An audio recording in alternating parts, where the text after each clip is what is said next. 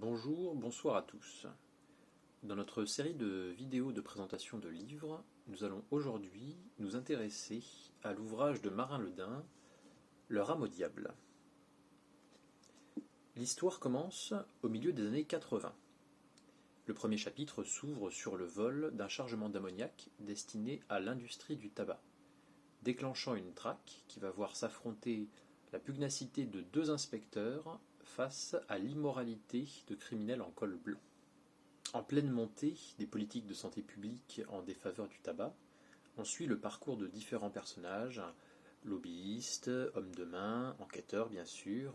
Dans cet ouvrage, l'auteur nous expose une enquête sur près de 40 ans.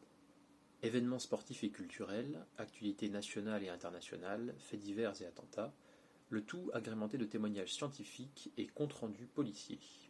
Tout est mis en place pour assurer une immersion totale du lecteur dans le récit, à ceci près que nous sommes dans une fiction.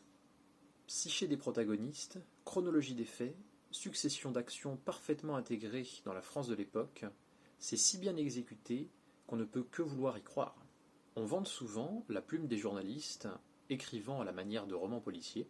Eh bien, Marin Le Dain, fort de son expérience d'essayiste, nous propose lui un roman policier conçu comme une enquête de longue haleine.